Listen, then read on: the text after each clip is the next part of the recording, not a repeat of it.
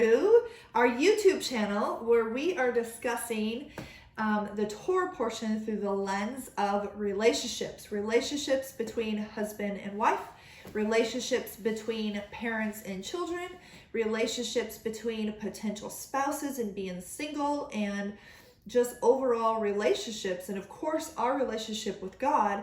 What can we go ahead and gain from his word, and what is he speaking to us today? So let's dig in.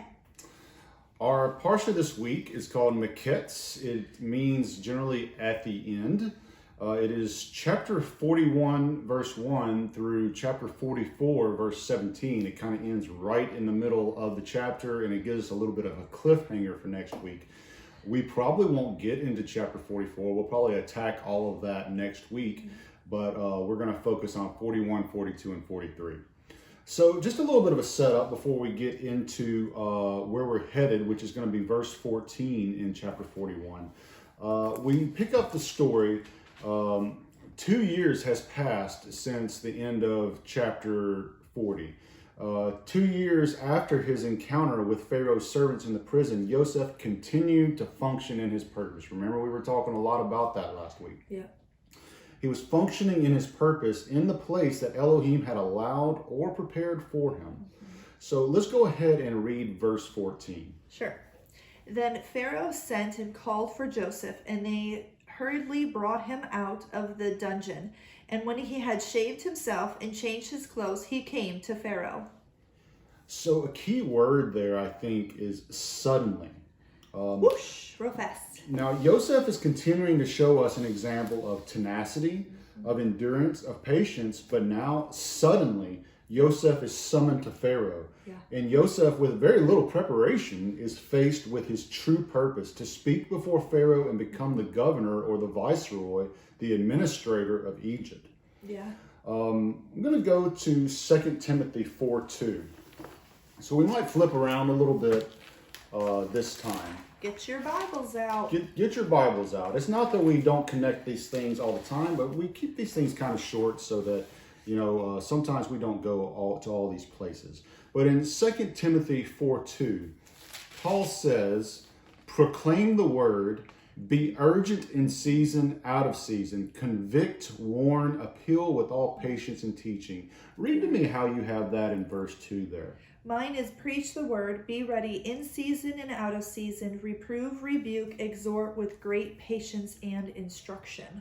So that's really the idea that I wanted to get there, is that you're to be ready or prepared both in season and out of season. Yeah. We need to be prepared for Elohim to move in our lives. Yeah. And sometimes his involvement comes very suddenly. Yeah. There's a period where it doesn't seem like anything's going on, like Yosef was in that prison, for 2 years' time, and then bam, Elohim gives this dream to Pharaoh. Nobody can interpret it or can't give him an interpretation that he's satisfied with. And then the wine bearer, the cupbearer says, I remember my crimes this day, and I'm going to mention this guy in the prison that gave me a good interpretation of my dream. Yeah. And Elohim suddenly began to work in Yosef's life. So, sometimes, Elohim just moves in very quickly. So the idea is preparedness and keeping your mind sharp, your body prepared, your spirit strong. Yeah. Are you ready to move in that purpose? Are you ready to get up and go where God says to go ahead and go? Yeah. Do you need to wrap up different things that you have going on that you need to be ready for the next stage of your life? You never know when that person could potentially come into your life, and you need to be ready for it. I remember at one point I had a house that had 2 separate closets right next to each other.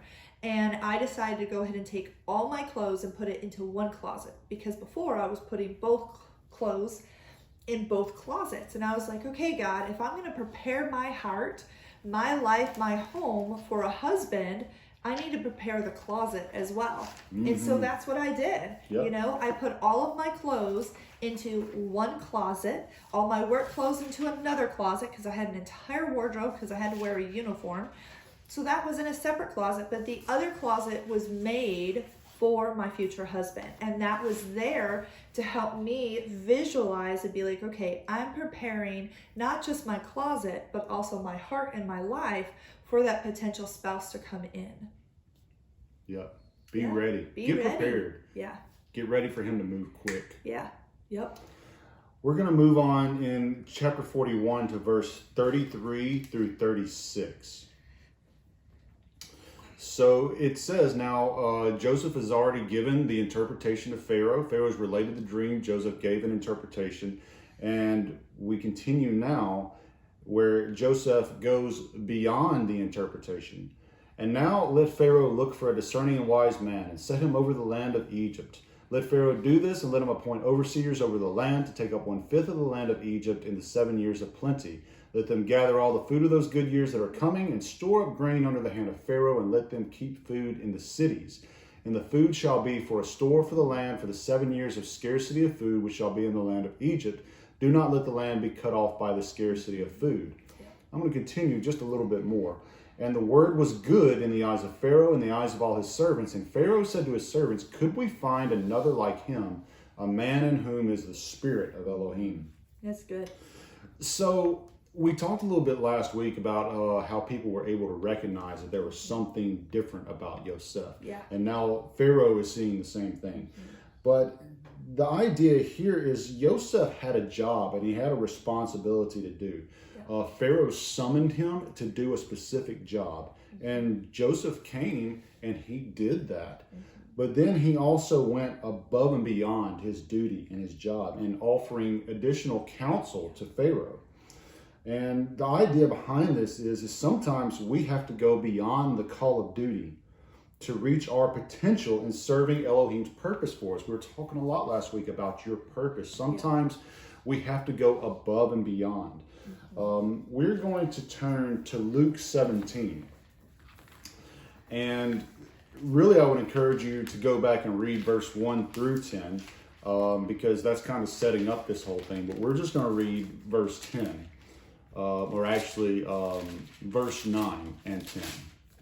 So in Luke 17, verses 9 and 10, it says, would he thank that servant because he did what he was commanded?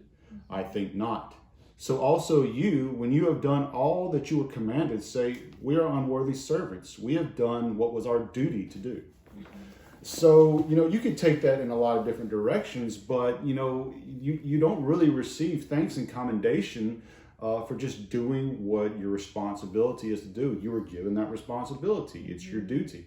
But Yosef had that responsibility and duty, and he went above and beyond. Yeah. So what are some ways you can go above and beyond where you can walk the extra mile, like Yeshua says in Matthew 5, in your relationships with family, friends, and yes, a prospective spouse? You have to recognize, well, what is my duty to those relationships? And how can I exceed the call of duty? And how can I reach new heights? Yosef did something that was above his duty, and Elohim chose to prosper it. Yeah. So what can you do in your relationships to give Yah the chance to prosper you?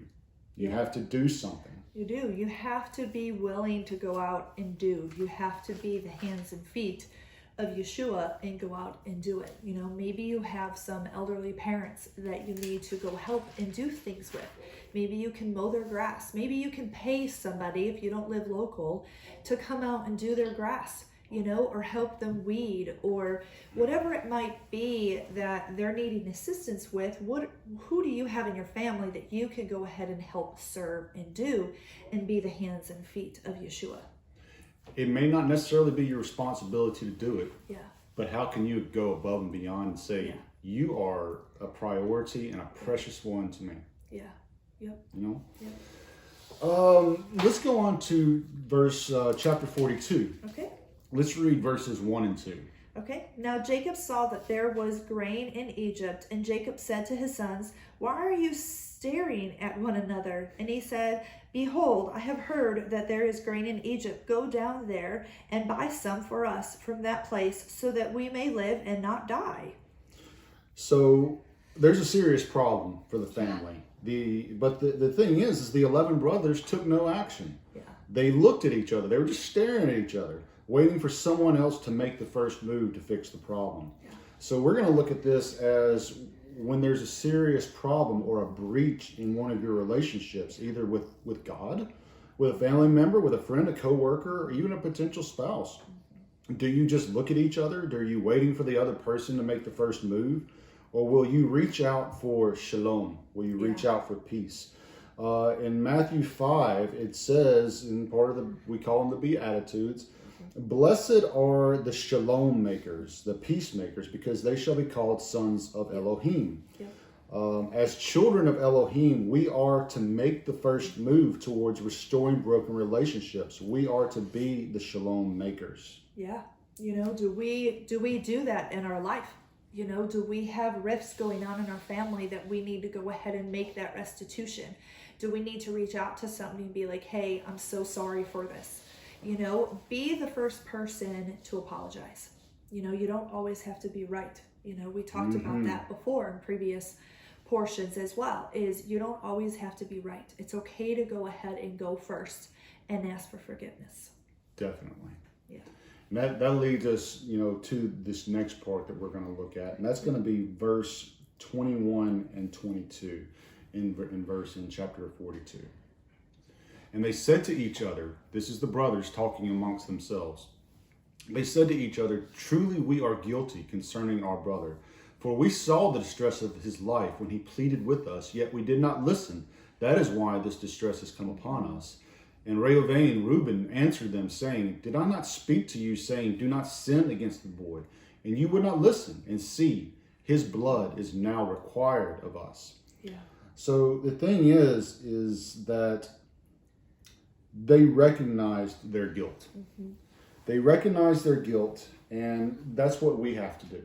Yeah. We have to take personal responsibility. We have to own our part. There is no rift in a relationship that doesn't have some part that belongs to each party. Mm-hmm. Now, one may outweigh the other, but each party has a stake, a part of that, and you have to own your part. Yeah. So when you recognize that, are you capable of owning your guilt? Yeah. Or do you shift the blame? Do we go back to the blame game that we see in Genesis 3 and continuing throughout the rest of human history? Exactly. Restoration is not possible if you don't recognize your part, if you don't recognize your guilt. Yeah. And you go ahead and do what we were talking about a second ago. You're a son of Elohim. Yep. You're going to be a son of Elohim if you're a shalom maker. If you make that move, you're like, the relationship is more important than being right. Yeah.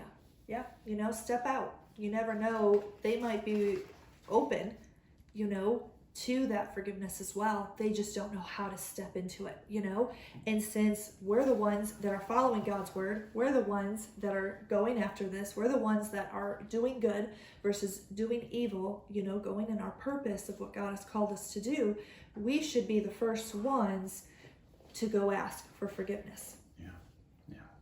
Yeah.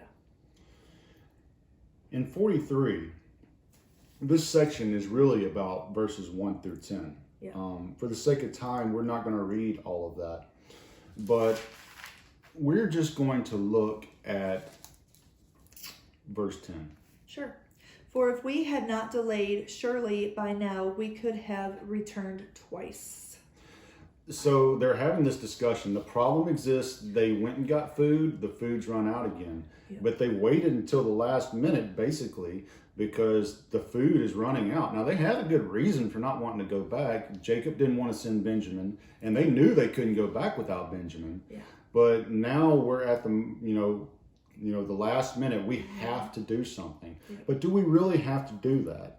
It says, Judah says, if we had not delayed, we could have returned this second time. We could have already gone there and been, if we hadn't delayed this, we would already be done with this whole thing. Yep. The thing that we see there is the concept of procrastination. Ooh, not good. Procrastination is something that we all struggle with from time to time. Yes. And maybe sometimes it's for good reasons, and probably a lot of the time it isn't. So, this is a discussion that you want to go ahead and have either with your spouse or with someone you're thinking might be a match to be a spouse. Are you a procrastinator? Yeah. What do you procrastinate about? Yeah. Do you procrastinate about paying bills? What about for, preparing for Shabbat, for the festivals? Yeah. Do you procrastinate in preparing your heart, your mind, your body for a spouse? We were talking about that a little bit. Be prepared for Elohim to move quickly. Yeah. But are you procrastinating that so he can't exactly do it because you're not ready? Yeah. What are you doing to get yourself ready? None of us like to clean. None of us like to do laundry, or vacuum or do those things. But those are things that we need to go ahead and do. Though that is life that we need to go ahead and do. And so how are you getting prepared? How are you saving up for the feasts? Right now, we have almost an entire year before Sukkot happens. Guess what? We should go ahead and start being prepared every single week, every single time we get paid. We need to go ahead and put money off to the side so we have it and be prepared to be able to go to the feast. Then you can have the Sukkot of Sukkots. Exactly. You can have a ball, man. You can have a lot of fun in regards to that.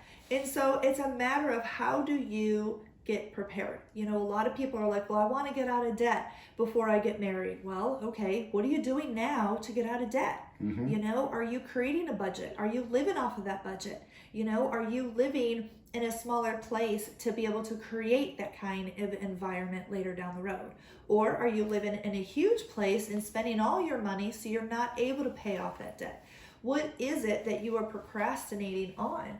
Maybe it's changing a job career, and moving into the next step of where God wants you to go ahead and do. What is it that you are procrastinating in and not trusting God to provide?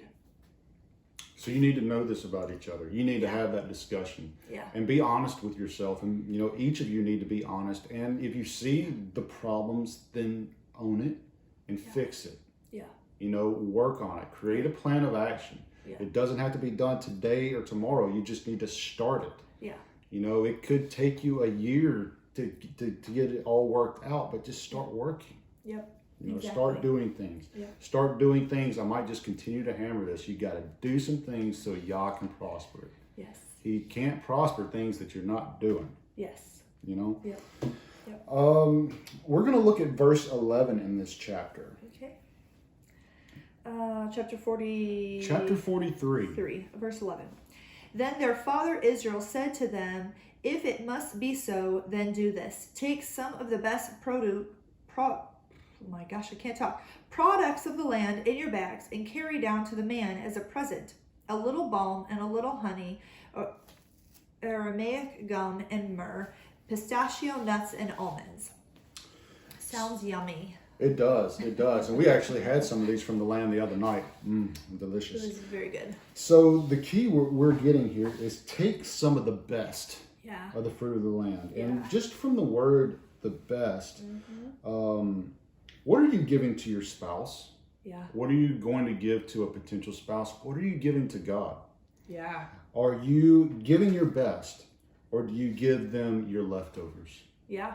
Are you giving them mac and cheese you had 3 days ago, or are you giving them the steak that you're making tonight? What are you giving them? What are you giving your spouse when they come home from working all day?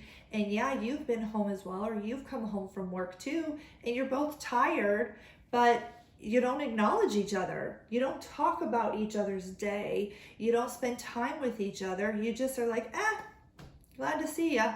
And that's it, versus welcoming them with open arms, and being ready for them to come home. None of us are going to have a perfect day. None of us are going to have perfect anything, but it's a matter of, are you giving them the leftovers of your life, or are you giving them the best? What are you giving God? Are you giving him the leftovers of your life, or are you giving him your best? When is your best time to go ahead and study his word? Is it morning? Is it afternoon? Is it lunch? Is it dinner? Is it at midnight or 3 o'clock in the morning? What is the time that is best for you to be able to spend time together or with him?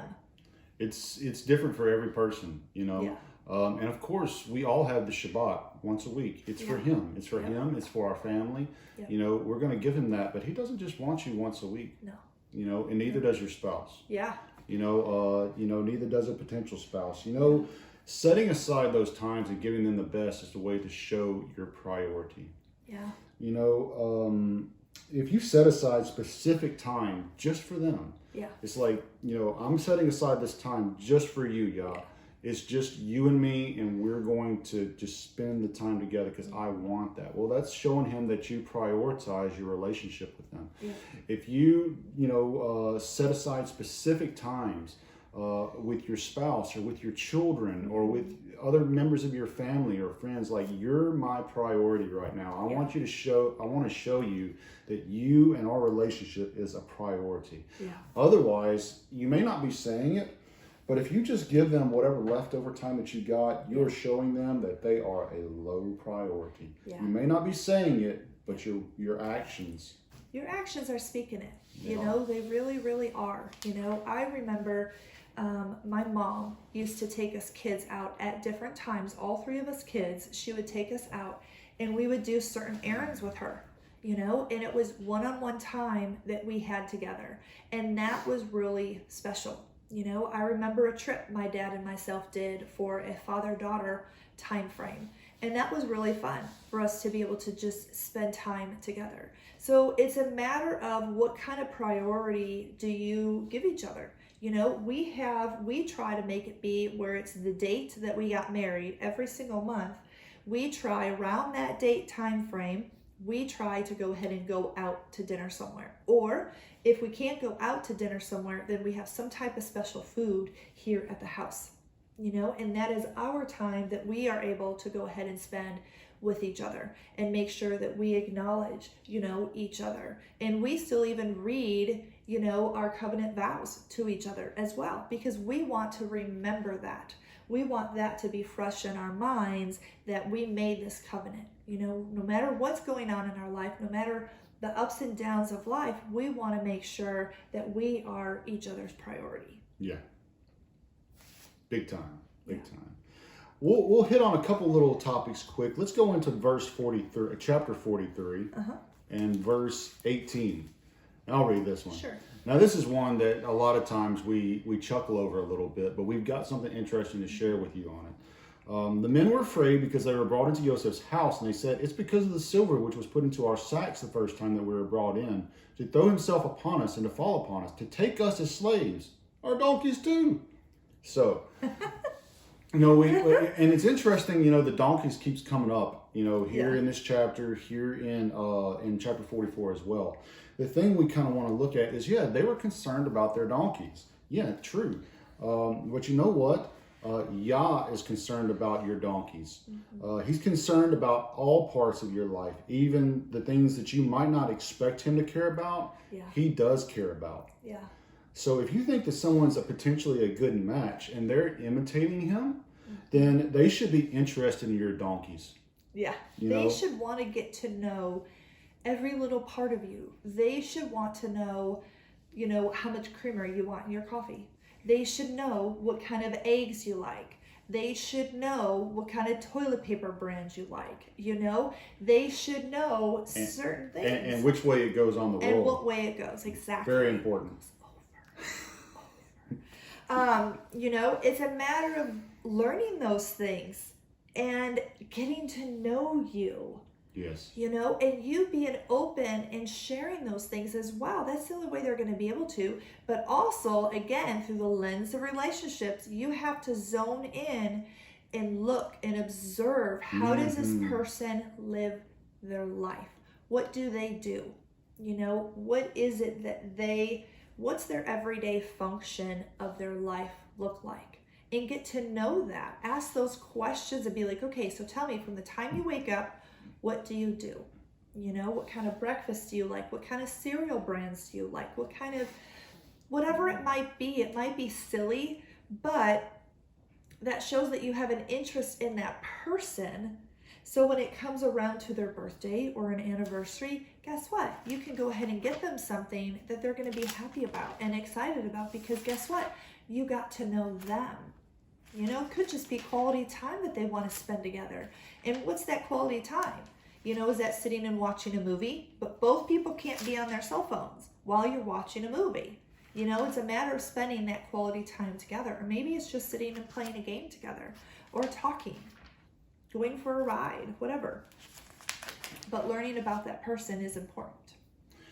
this is just off the cuff, but I'm going to go to Leviticus 10:16, and this is one of the middle points of the Torah. There are a few different middle points. There's the middle points of verses, the middle points of letters, the middle points of words, lots of things. I don't know which one this is, but this one is Leviticus 16. And it says, and Moshe diligently looked for the goat of the sin offering and saw it was burned up. And he was wroth with Eleazar and Ithamar, the sons of Aharon, who were left, saying. So basically the idea, this word that is translated, that is the central point of the Torah, is translated here as diligently looked. And it's two words in the Hebrew. It's the same word, darash. You may recognize that from the word midrash, but it means diligently looked or diligently investigated. Yeah. And that is what we need to do with our spouses and our potential spouses. It doesn't end when you're married. In a lot of ways, it's when it begins. Yes. But you need to continue to investigate them in a good way. Yeah. And to ask them questions with intent to get to know them, better than, they know themselves, so that, so that you can really, really live with them with understanding, and just, be the best spouse, that you can possibly be. Yeah. But it's up to you, it's up to me, it's up to them to diligently look and investigate and know them, truly know them. Yeah, that's good. That's really good. Let's see. We are going to look at verses 30 through 31, and it's still in chapter 43, and this will be the last point. 30 and 31? Mm-hmm. Okay. And Joseph hurried out, for he was deeply stirred over his brother, and he sought a place to weep. And he entered his chamber and wept there. Then he washed his face and came out, and he controlled himself and said, serve the meal. So his emotions were deeply moved. He went to another room to weep. He didn't, just pour out those emotions in front of everybody. But then he controlled himself, and he came out and he did what he had to do. Yeah. So are you able to control your emotions? Yeah. Or do your emotions steer the course of your life? Are you able to control them? Or in other words, can you get angry or sad, or can you get happy and still make good decisions? Or do you say, get really happy with somebody and they've pleased you, and that causes you to make a decision about a course of action that you maybe shouldn't have done? Yeah. Vice versa with getting angry or shamed or anything. Can you control the emotions so that you can make right decisions? Yeah. Are you controlled by that? Like Mark said, do you get angry instantly? When something spills on the table, do you instantly get mad and get frustrated? Or when you stub your toe, do you instantly swear and cuss? It's a matter of how do you control those emotions? Are you on an emotional roller coaster? Think about one of the most crazy roller coasters you've ever been on in regards to up and down, up and down, and up and down. That's tiring to be on, versus if you have just a little bit of hill. It's okay to have emotion, you guys. It's okay to be sad at times. It's okay to be depressed and want to just cry and curl up in a bed and not do anything except for eat chocolate and ice cream. It's part of how we were created. So that's not what we're talking about. No, we're talking about the extreme where you're on this huge roller coaster just going up and down, and you can't control those emotions, that God did give us those emotions. But how are you controlling those emotions? It's okay to go ahead and sit there and cry and have your pity party at times, but you need to get up out of that pity party. You need to move forward from that. You need to look at real life. I know some people who are always high, always up here. Nothing is ever negative at all. And I'm like, are you living in reality? Also because it's I don't think reality is way up here either. I think reality is somewhere in the middle, and being able to be even keel around different things and learn to negotiate those emotions, and if you need to, go cry, go get it out, go scream in a pillow. I used to scream in pillows, because I needed to get that frustration out. But now it's a matter of, okay, I can control that. That is a controlled emotion now where it's not so extreme anymore. It's the fruit of the Spirit, right? It is. The last one. Self-control. But it's there. It's there. Yes. Rob Shaul, Paul, does mention this in Ephesians 4:26. It comes out of Psalms 4, and I would encourage you to read Psalms 4 because it's it's really beautiful. But Psalms 4 says, "Tremble or be angry and do not sin. Speak within your heart on your bed and be still." Yeah. So that's where he was drawing from. But I mean, you're not commanded to not have emotions. Yeah. You're commanded to control them. Yeah. And to not let them steer the bus. Yeah. You're supposed to be able to have control, make good decisions, and learn how to deal with those emotions in the proper way. Yep. That's good. Just looking at, this Parsha as a whole, looking at Parsha Maketz through the lens of relationships to Elohim, to our families, to our community, it's uncovered many opportunities that we have to both improve our relationships and to cause them to prosper. Are you showing interest in your relationships? Do they know that you prioritize them? Yeah. When a problem arises in one of your relationships, do you procrastinate about restoration? Are you able to own your guilt in the problem that's arisen? Are you willing to make the first move to be the shalom maker? Are you able to control your emotions and make right decisions regardless of how you feel? Are you preparing yourself to be ready when Elohim moves in your life? Are you willing to do more than what your duty requires so that Elohim has even more to prosper in your relationships with him, with your family, with your community? Let's work on these lessons that we've found in this Parsha so that our relationships can prosper. Yeah. We really hope you guys have enjoyed these Torah portions through the lens of relationships. I know we have. We enjoy sitting down and studying this together. And so we pray and hope that you guys do as well. Please make sure you like and subscribe so you guys get notified when we do have new videos coming out. You can also find us on Facebook and on Instagram. And of course, we have our website, HebrewShebrew.com. That website is for singles that are following Torah and that are looking for a spouse that also wants to go ahead and follow God's word as well and raise a family that way and just live life with honoring him. So hope you guys have a great day. Bye. Shavua Tov. Y'all have a great week.